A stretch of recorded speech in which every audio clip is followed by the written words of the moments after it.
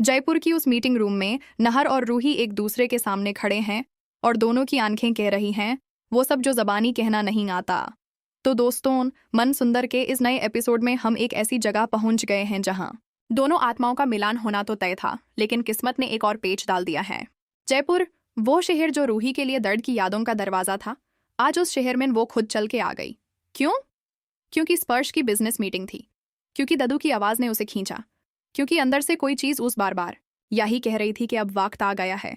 लेकिन रूही को क्या पता था कि नाहर भी उसी शहर में है, उसी मंदिर में था और उसी मीटिंग रूम में एंट्री लेने वाला है जहां वो खुद मौजूद है। जब रूही ने मंदिर में आवाज़ देने वालों की भाग में से किसी तरफ मुड़ के देखा तो उसके कदम रुक गए।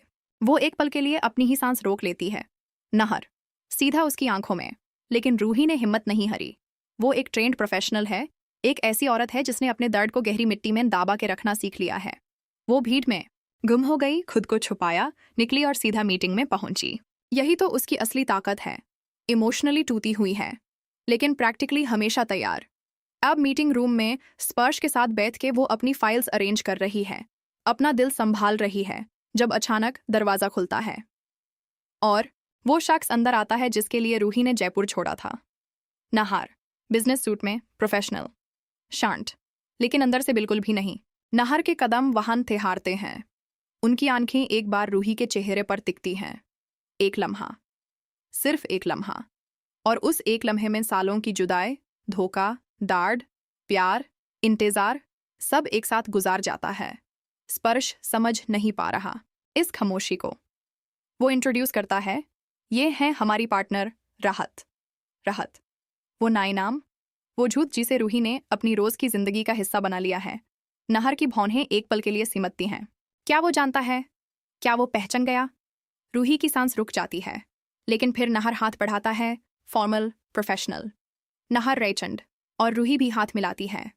राहत, एक झुरझुरी दोनों को अलग अलग होती है। कोई देखता नहीं, दोनों छुपा लेते हैं। मीटिंग शुरू होती है, लेकिन दोनों के जहन में सिर्फ एक ही सवाल है, तुमने मुझे क्यों छोड़ा? तुम कहीं खो क्यों गई? मुझे क्यों नहीं ढूंढा?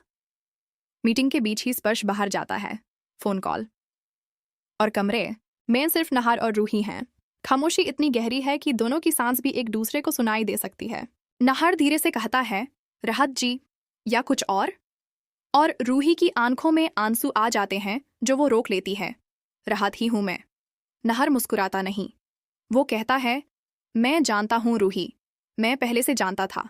और इस एक लाइन के बाद दोनों के बीच का वो दीवार जो 6 महीने में बनी थी छूट जाती है। दोस्तों, यहाँ सब कुछ बदलेगा। क्या नाहर अब रूही को जाने देगा? क्या रूही अपनी असली पहचान वापस लेगी? और वो पालक जो दोनों के मिलने से सबसे ज्यादा डरती है, क्या वो इस सच को रोक पाएगी? जयपुर का यह शहर अब सिर्फ एक बैकग्राउंड नहीं, यह एक रेवोल्यूशन का मैदान बन गया है। मन सुंदर के इस एपिसोड में तो दोस्तों सच का तूफान आ रहा है।